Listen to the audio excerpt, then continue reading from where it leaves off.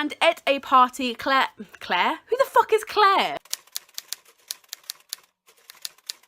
Hey guys, and welcome back to my shelf. So I'm sorry that this kind of camera angle is a bit weird. To me it's weird. Anyway, you might not see it as weird.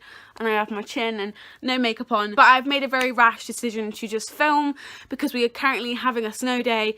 So I decided to film my February wrap up. So this is going up on the 3rd of March, which is when the Read by Zoe or Read by Zoe, the English language is difficult, readathon is happening. So I'm going to be currently reading for 24 hours as you're watching this. If you would like to keep up with all of my reading endeavours in the 24 hours, my Twitter is @_shakattack and you can follow everything there. So I thought I would just pop that in because it's relevant. Also, this camera angle is a bit weird because I have lost my phone tripods. I know where they are, they've gone. My house just swallows items whole, doesn't give them back, and then gives them back like 3 weeks later when you don't need them anymore and you've bought a new one. I will be buying a new tripod tomorrow or next week. I just couldn't today because I was supposed to buy one today, but we're snowed in. So you're balanced on a camera box and 50 million books and boxes. So yeah, without further ado, here is the books that I read in February. I read a total of 4 books this month, which is kind of average for a reading month for me. It was quite a bad reading month, not in the sense of what I read, because I read an average amount of books for a month. 4 books a month is about a book a week, but you know, I just don't think that these books were very good. So we're gonna get into it though. So the first book that I read was City of Bones by Cassandra Clare, a very battered version, may I add. It is the first book in the Mortal Instruments series. This got a 4 ? Out of 5 because I'm still not really sure what I want to rate it. I think I'm going to stick at a 4. So this book is all about Clary and her friend Simon, who are just ordinary people living their lives. And at a party that her and Simon are attending, she sees invisible people that Simon cannot see and no one else can see either. Little does she know, these people are called shadow hunters. This is just the first book introducing the shadow hunter world, the characters, all of that good stuff, and I thought it was really good with world building. It's a really good first book, really strong, and yeah, it just kind of introduces Clary into the world of the shadow hunters. Cassandra Clare is a very poetic and descriptive writer, and I can really relate to that because I love that. I love putting in my own work, I love reading it in other people's work. My main issue with this book is the way that Clary is brought into the shadow hunter world. This book has 3 female characters with speaking roles. One of them is Jocelyn, Isabel and Clary.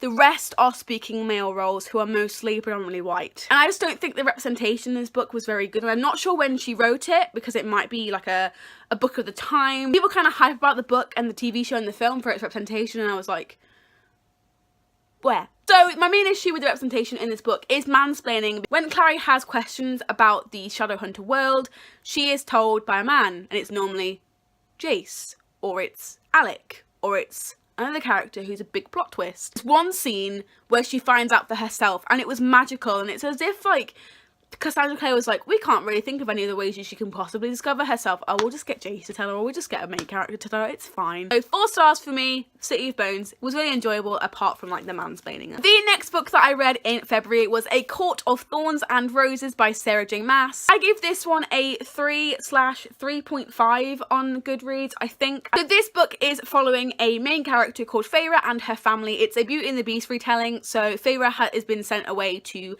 a castle because she kills a fairy. Just kills it, and then she has to suffer the consequences. And the consequences is this treaty with Tamlin and his gang, Lucian, and all that fun stuff. It's a Beauty and the Beast retelling, so if you like Beauty and the Beast, you'll like this book. It was really cool, and I love Feyre's character. I love Tamlin as well, but I didn't really care for any of the other characters in it. And I kind of don't like Beauty and the Beast that much, so maybe that was a fault of my own, maybe, slightly. This book, in my opinion, is a really bad subjector to overhype, and it's not people's fault, but it kind of is. This book was kind of for me because I was expecting this spectacular series of events because of what people had told me, and then when I actually read it, I was like, oh, is that it? Like getting your first tattoo and then I'm like, oh my god, it's gonna hurt so bad, and then you get it and it's pink and you're like, was that it? I really like the ending to this. I felt like it really concluded in the way that I wanted, and I will not be continuing with this series for that reason, because I feel like this shouldn't have any more books, because I like the way that this ended, and any other way is going to tear me apart. So we're going to put this back on my shelf and bring it out for book tags when I have a question on it. The next book that I read in February was They Both Die at the End by Adam Silvera, and this got a 4 stars on Goodreads. Actually, I've put in the review that it's somewhere between a 3.5 and a 4. I just wasn't sure how to rate it, but I do think it's more towards the latter end, like 3.75 to 4, now that I've like sat down and had to think about it. This book is all about 2 people called Matteo and Rufus who get the call. They live in a dystopian society where a thing called death cast is a thing, and they tell you when you're going to die within the next 24 hours, and you have 24 hours to live your last day, to live it to the fullest. There's an app called the Last Friend app, and Rufus and Matteo meet on the Last Friend app, and they just spend their last day together, saying goodbye, doing reckless things, you know, getting caught in trouble, and all of that stuff. Just the, you know, classic. It's also, could be argued, an LGBTQ plus book, because both of the main characters are kind of bisexual, and they have interlinking relationships with the people of the same sex as them. It's argued, but I don't think it personally is. I think that it could have done more. If it was going to be an LGBTQ plus book, it would have been from the get-go. I don't know. Maybe that's me just wanting a big stink out of LGBT things, because I love it so much. I've honestly never seen anything like this before. The concept was 100% original. I honestly have never seen anything like this before. However, the ending flopped for me so hard. This book, spoiler alert, has death in it. And obviously you're leading up to deaths of characters and you're like, oh my god, it's gonna happen, and it happens, and again you're like, was that it? I'm like, what? I didn't cry at this book, and I get called heartless because I didn't cry at this book, and that's the reason. The ending just flopped for me. Also, the thing that let it down, I think, was the fact that it had random points of views when it really wasn't necessary. I don't care about his best friend. I know that it sounds sad, but I want Matteo and Rufus' story. I don't want random people in the narrative existing. I know it's to show that the narrative is wide. It was to add to the emotion, like how many people are being attacked by Deathcast and viewed by Deathcast, and I just didn't. I was like, I don't care about these people. Matteo! And the last book that I read in February was How to Stop Time by Matt Haig. So this book on Goodreads, for me, got somewhere between a 2 and a 3 stars out of 5. Do you see what I mean now? There's a lot of books that I'm like, So this is about a main protagonist called Tom, who is an Albatross, or he is a time traveller. He has existed in history for a very long time, and he's a history teacher, and he teaches history because he's actually been in it. So every kind of, I think it's 8 years, might be a bit more, but every couple of years the Albatrosses have to move because, you know, with the Twilight thing, we have to move. People are noticing we're not aging. Oh my god. So they have to move to kind of keep their profiles up and to just move out of the way. And the only thing about being an Albatross is that you can't fall in love. So it turns out in every single place that Tom goes to, he falls in love. And he's not allowed to. When I was reading this book in like Devon, people were like, oh my god, what are you reading? How to Stop Time by Matt Haig. What is it about? I don't really know anymore. It's like I was just reading nothing. Nothing was going in. It was like, whew.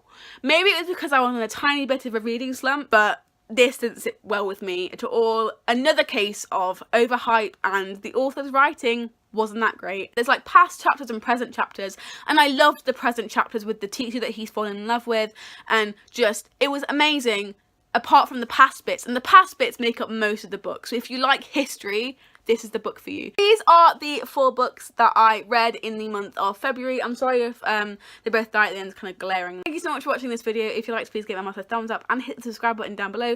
I make videos every Saturday on this channel and on my main channel every Mondays and Wednesdays. If you'd like to go pop over there, it's in the description box below. My favourite had to be City of Bones, if I'm being completely honest, and my least favourite was probably How to Stop Time, and then A Guitar, and they both die at the end, probably just kind of in the middle somewhere. Thank you so much for watching. I will see you next week for another video. Bye!